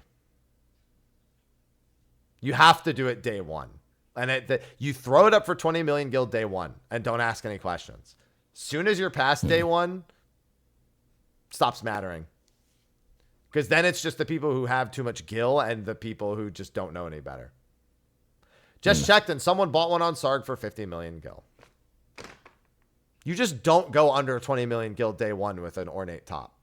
They bought it months ago, then that doesn't count. That's the wrong ornate body. That's still dumb, but all the same. Yeah, I'm not grabbing my tome body. So, I think that's my raid body anyway. 15 mil. Yeah, at this point, 10 to 15 mil is probably normal this way late in the week. But you should be trying to get pre-orders for those ASAP. Also, if I'm going to make the realist recommendation, hold it for the start of an expansion. That's the tier where the Savage and Crafted gear release at the same time. It is the highest demand ornate body piece time. If you expect you'll be playing on an expansion launch, hold a gold cert for the expansion launch. Find pre-orders, do it then. Because then you can get 25 or even 30 mil. Always post day 1 at 20 mil if you're going to put it on the board. But if you hold, that's an easy 25, 30 million gil gold cert save. So that's my advice for your gold cert uses. Yep. But yeah, Beatrix fun. You know what else is a lot of fun? The real hardest fight of this patch, Suzaku. For fucking what? And I remember this fight. I remembered it, and still, it felt overtuned. It felt so fucking overtuned. And I'm like, I remember farming this. Yeah, you farmed it with full gear, though, not in Unreal where your gear is synced. Yeah. I remember somebody telling me, Unreal is fucking hard. I'm like, I can't believe that. And then I get in and I'm like, why the fuck is this? Oh, okay, forget about the first part, which is nothing. But, the real fight. Why is she a sponge? Like, she's just not has so much health. She doesn't have that much health. She's just not. So here's the thing. I'm going to say it, and I do mean it, but skill issue. Now, I will say it's skill issue because Byakko trained people to think that that's how all Unreals are. Because Byaku's a joke. No, Ultima was a joke. Ultima was the was by far the biggest joke. Yes, Byaku is the second biggest joke. Yeah. Even Thornton was not. I told people Thornton was not going to be a bad Unreal, and I was right. Thornton was. Yeah, Thornton wasn't bad. Thornton wasn't bad. You can fuck up Thornton though. Like you can meme with Thornton and kind of still get through. Yeah. This bitch, no.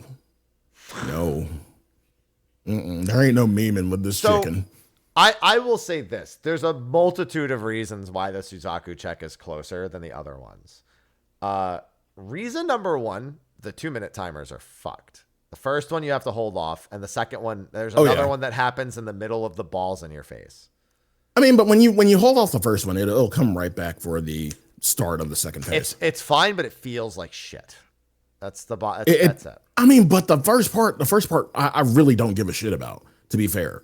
Like, I really don't give a shit about the first part. It's also just ads in the first part, which if you're not cleaving her, if you're on the one next to her and you're not cleaving the plume in the ad, it's also a bunch of lost damage. Not that important, but I think people maybe over-index on the ads when they're not that tough to kill and they burn more. And you should be killing the ads with your shittiest skills. And if your 1 minute comes up, that shit should go. You should be tapping over to Suzaku and throwing that at her if it's possible. Yep. And a melee should really be where Suzaku is and not a range. We had me. Why not? Suzaku unfortunate. That is so unfortunate. Time that I'm in the back.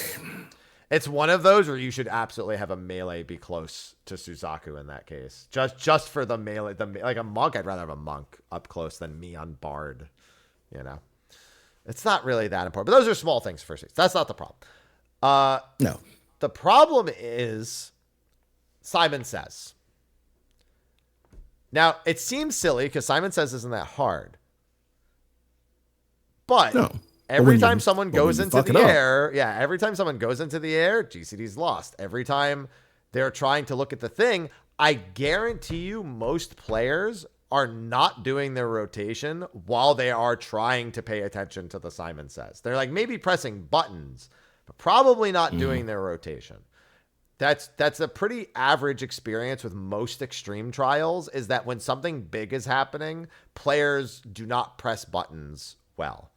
I think most players do it, especially before you've had a lot of time to get comfortable with it. I'd say it's a normal thing, even, for that to occur.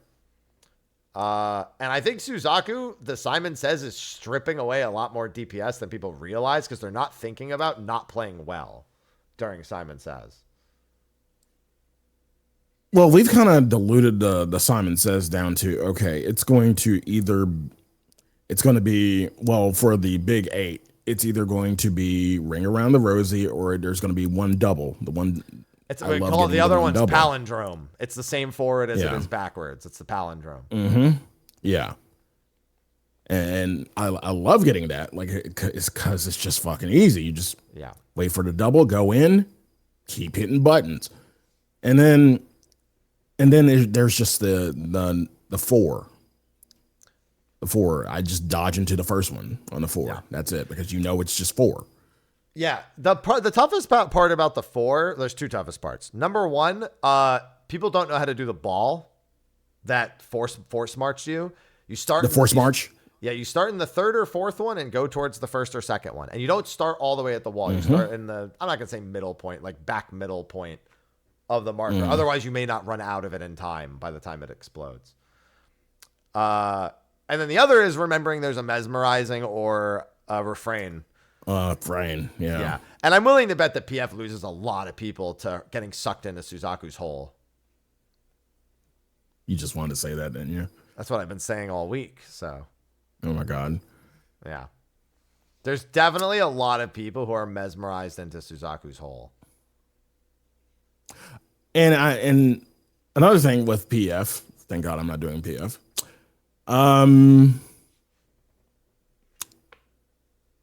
Honestly, the sub got me only once because I'm paying attention to it.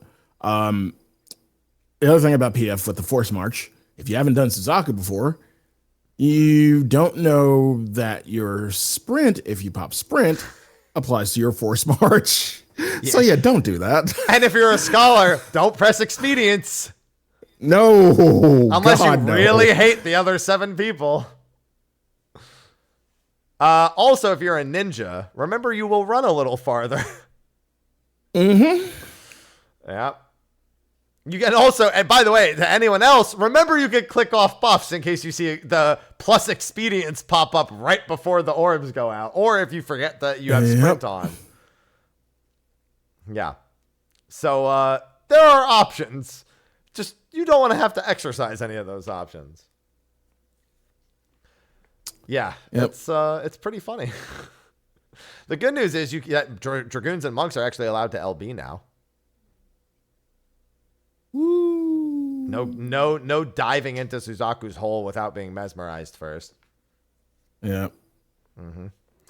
Oh, another thing, DPS LB3. If you have to healer LB3, you're so done. Yeah, you're not even making it. Yeah, so if everyone stays alive, you can get an LB3 plus an LB2. Minimum, you get LB3 plus an LB1. Which helps a lot. You just have to LB3 right as there's like you get LB3 right around the right time when you get it. Right when you get it. Yeah, you have the LB3 right when you get it, or when it's safe too. You know, very specifically, you get it during a Phantom Flurry, which is the perfect time to do it. Yeah. So it's definitely gonna get people, and I feel like I couldn't be more glad. In fact, some might say I'm happy about it. Because too many people were selling shit for way too low of price during Byaku's time. Them motherfuckers ain't going to be clearing every week now. So my price is about to go back up.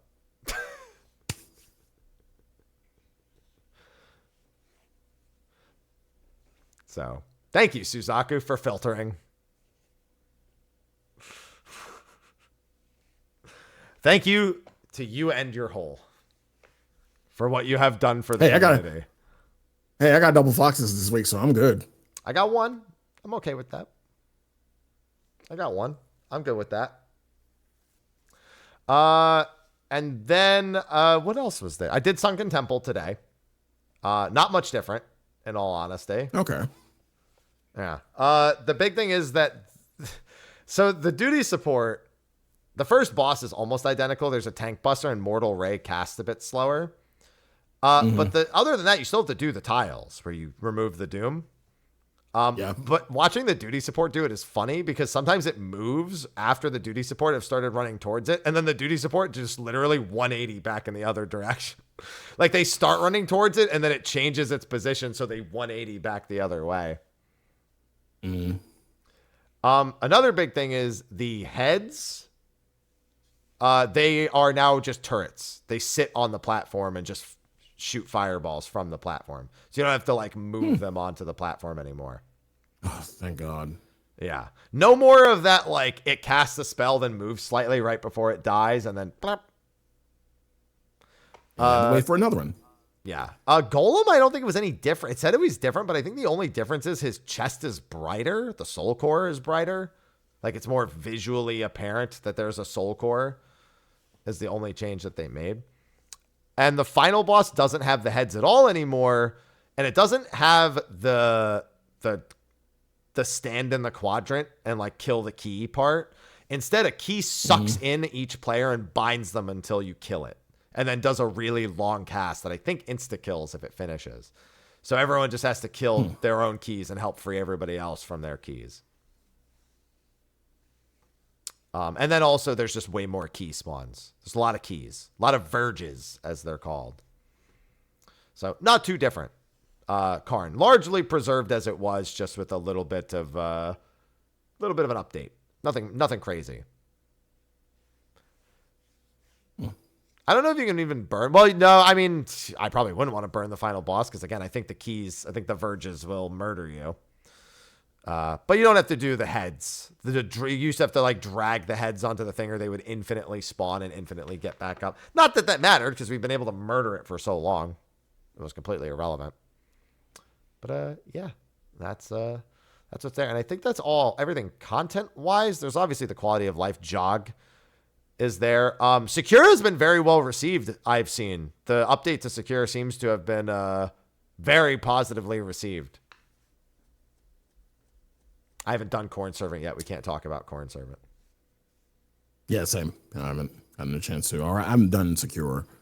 I think. Then the Dom came up this week. I haven't even done PvP. Secure was on Wednesday. Yeah. So we did have a security. It wasn't on Tuesday, but it was on Wednesday. And yeah, there's the reception I've seen has been largely positive to Secure's changes. It's Shatter today. Yeah. Hey, that's how I feel about Chatter too. Great. No, I'm just no. That's how you feel about it. No, it's fine. I get that's how you feel. I feel about it. I feel that way about it too. It's fine. Okay. And of course, mid is now more than ever the driving range. It sure is. There's a lot of people. People are just trying to bait AoEs into the other teams now too. They're trying to do like near PvP, but on the other teams with the stuff coming out of the things in the middle. It's like it's literally become a mix of like, I need to kill this really quick, but also what are the odds of not paying attention right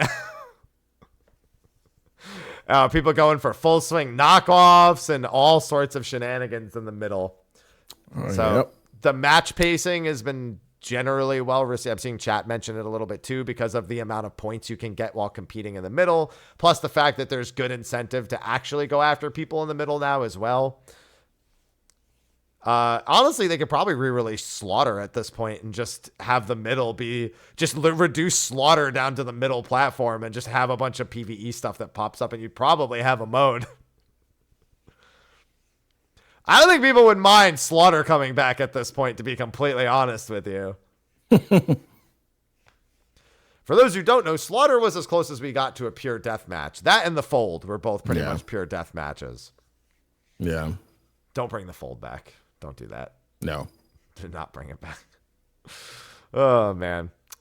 So, yeah, that's been positively received. The series rewards, the first series does have its rewards back. I think the first two series. I think the mount from 2 is back, and the set from the first series is back. Good. I think that might have been because maybe they meant to bring the series rewards back in 0.1, or they just like maybe considered it, because that means that it's exactly an expansion ahead of series rewards by bringing back series 1 and 2. So that means it's probably going to stay exactly one expansion pack like series ahead for the rest of it. That's similar to what I expected. That's why 7.1 not having it was really surprising, but it seems like they're on track for that now. So if you've missed the previous series rewards and you've seen them or heard about them, they're going to start rotating back around. So good. Long overdue, but I'm glad that it's finally in place at this point. Being able to mount while running, I still stop. I've stopped every time I've gone to mount this patch. I have not ran and mounted on purpose a single time. That's not an easy to break habit. Have you even thought about it while you've been mounting? Has it even occurred to you? No. Because I just I'm so muscle memory to the fact that we can't, but now that we can, I just never really thought about it. Yeah, I mean, I'm sure it saved me from accidentally like moving, because I always try to like slide cast them out like the last little bit. I start moving. I'm sure it's just gonna stop me from doing that for a while. What else is there? Unreal. I think that's. I mean, again, the rest is like quality of life stuff and small bits like updates to the map rewards and. Back to being a 2 dungeon expert roulette Sag. The graphical update in the old zones. Yeah, stuff like that. Which is looking nice. The old zones do look better. The vegetation looks better. Like they've done a notably good job in those zones. Which I don't think anyone didn't expect after the new zones were, looking as good as they did. So Heidelin weapons. Yeah, they skip C to sacrifice weapons. Again, they went to Heidelin weapons for crafted weapons. That's rude. It's very rude. They're just like, see the sacrifice. Why don't we do that one later? Sad. And yeah, is it because the next ultimate's going to be Warrior of Light Weapons? Oh boy. Is that why? Still don't know if that'll be 0.3 or 0.5, but or if at all this expansion. They haven't said it's the next one's this expansion. Only they've started working on it. But yeah, I think it's because we're gonna get Sea to Sacrifice ultimate weapons next. Looking forward to it. Smile. But yeah, that's going to be, I think that's everything we need to talk about. I think any of the other smaller details are worth discussion at this point. So as a reminder of the schedule for the remainder of 7.2X, on Tuesday will be Savage for the Arcadian. I, of course, will be doing my usual for that, my long 12 to 16 hour days until we clear. And then that Saturday we agreed on a while back would be State of the Realm to discuss the Savage and the mechanics and the overall impression on it. Then on April 22nd is Cosmic Exploration. So get your fishing and your crafting and whatever the hell you're going to be doing on the moon. Get that ready, especially if you plan on competing for your 14-day Hall of Fame, as I'm sure some of you are considering at the very least. Although 2 days after is Clair Obscure Expedition 33. So, you know. Mm-hmm. And then at the end of May is Cosmic Exploration, Mammal Jaw, and our Hildebrand story quest, which will be a very telling moment for Dawn Trail. Oh, yeah. Yeah. So very interested to see how that's going to go. The patch, not specifically Hildebrand, but that too. Occult Crescent. Oh, did I say Cosmic? I meant Hildebrand. I meant to say exploration content, which is, it's field ops now, but we're used to calling it exploration content. Yeah. Yeah, our Occult Crescent on 7.25 at the end of May. And I'm very much looking forward to that. Yeah. Oh, yeah. So kind of sad no leveling attached to it, but, Listen, Eureka showed us that didn't need to be part of the formula to make the content last forever. So... I will trust in that. I probably, like I said, the Aglaia change upsets me, but I got faith. Yeah, we'll see. But that's going to be a wrap for our Stay of the Realm this week. Right on time. I'm going to grab a protein shake and head to the gym. So I was out of the gym for like a week and a half. I was preoccupied for a handful of days with more important matters, as you are aware, I'd assume. Sly. Something else going on. Yeah. Very important. Yeah. Thumbs up. Solid response. And then I got sick. So I haven't been in the gym much in the last week and a half. Oh, wow. Yeah. I didn't have psychonecrosis, I think. Nah. I hope. That would be I mean, are you using a feral soul? Is there something you need to tell us, Happy? I take pre-workout. Maybe that counts. It's called Gorilla Mind. Maybe that's the Gorilla No. Soul. Oh, I'm sorry. We forgot to add the whole fact with Brute Bomber. Yeah, that shit was fake. And so he's just playing that shit up in his fight. That shit's fake. So how the fuck does he get powered up? Yeah, bullshit. We took damage for fucking nothing. We took placebo damage. It's just his feral soul. No, we all know who M12 is already. We took fucking placebo. I still can't believe we took placebo damage. Placebo damage? I wish that's what it was called. He's using fake juice. It's just juice. It's just, he's not even juicing up. It's just juice. It's just juice. No, it's Vince McMahon. That's going to be M12, a.k.a. Matem. Hi, Ivy. Yeah. High C. He's just sipping on high C. Listen, at the very least, can it be orange soda? Because much like Kel, I, too, love orange soda. Oh, my God. Orange soda will forever be my favorite soda, and that is because of Kel. It will always be the case. I remember there's an episode where he has like a 6 feet tall bottle of orange soda and he opens it and it just goes everywhere. And I'm like, I would die to be in that room full of orange soda right now. I would give my life to be in that room full of orange soda right now. True story. When I was obviously, when I was a kid, I was still colorblind. My parents would buy like ShopRite brand orange soda, which just has, whatever. It just had like a specific can. But then they would buy ShopRite brand cream soda, which I could not tell the color difference between. So one time I opened a cream soda and drank it and vomited profusely because that shit was gross. But what rhymes with orange soda? Nothing rhymes with orange soda. Sunny D ain't healthy. You ever felt your teeth after you drink Sunny D? It's like it stripped all the enamel off. That shit's not good for you. Not saying orange soda is either, but like, you ever feel your teeth after drinking Sunny Delight? That shit has stripped away everything that your teeth had to protect it. Would not recommend. Stick with Tang. God, I haven't had Sunny D ever since I was in college. Jesus. I think I had it a few years ago, and then I felt what it did to my teeth, and I remembered. It's radioactive. Tang is just all right. Yeah, Yoo-hoo. Not even chocolate milk. It's chocolate drink. I know grape drink. I know apple drink. Now I also know chocolate drink. All right. Yeah. With that, I got to get to the gym. So let's wrap this up. Thanks for joining me to talk about this week's Sly.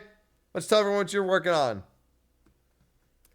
Yeah, you can find me at twitch.tv/Sly, aka Gray Fox, Twitter, Blue Sky Sly, aka Gray Fox. Tonight, I will be having Timothy Van Riper from Pursuit Spirits over in Louisville, Kentucky. Tim sent me a set of samples that I don't know what they are. All I know is that they are bonded bourbons, and one of them is a Pursuit bourbon.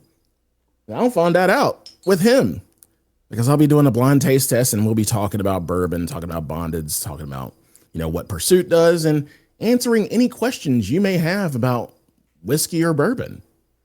So it's going to be a good time, and then that'll be happening at 8. So, of course, I'll be streaming before then, but yeah, that'll be happening at 8 p.m. Eastern. So if you want to come by, get some bourbon knowledge, feel free. And that's it for me. Cool. Happy, what about you? Ivy, don't yell at me. I'm doing my outro. She's like, meow, meow. She wants her dental treats. I'm wrapping up everything I need to do for 7.2's base launch for content. I have to do a prediction video. I'll probably put that out on Sunday for Savage stuff, although you got a little taste of it here. MSQ reaction goes up tomorrow. Normal mode guide's already out. Extreme mode guide's already out. I got to upload Sunken Temple of Karn to show the differences. That won't take very long at all. Tuesday is Savage. I'll be live 2 hours before Savage is up. Servers will be up the whole time, but Savage won't be up till 3 a.m. I'll be running dungeons from 1 a.m. to 3 a.m. to get my tomes capped before Savage actually hits, or at the very least within tome cap, within striking distance of the tome cap. So yeah, that's one of the not so fun things about the 1 week delay is that there's a 2 hour time frame before Savage releases where you can get tomes.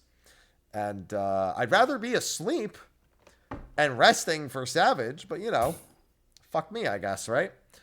So there's that. Ivy, stop. And then this weekend, I'm going to finish my platinum for Final Fantasy 13. That I might even finish tomorrow, probably on Sunday, but probably tomorrow instead.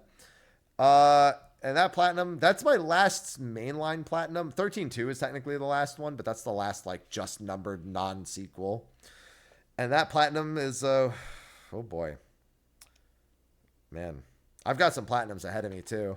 I have a copy here of Fortune Street or Itadeki Street, Dragon Quest Final Fantasy 30th Anniversary. I need a Vita copy and a PlayStation 4 copy so I can make my own custom games because this is fucking Final Fantasy Mario Party, and I need to play online matches to get the platinum. So this is at some point this year going to be a torture device for me. One that I am willingly walking into. You have fun with that one. That's a word for it. It's about 100 hours of manipulating this with myself. So you're playing with yourself. I wouldn't have it any other way.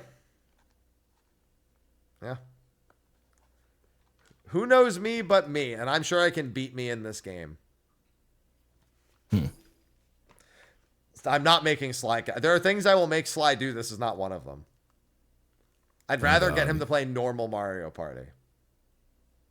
Even then, I don't even want to do that, but you know. Yeah, you do. Anyway, I'll talk to Midna. She probably wants to do one. She usually wants us to do them every once in a while. I got this great YouTube video of you enjoying the game so much. Yeah, I'm good. You'll be good after we're done. Anyway. No, I won't.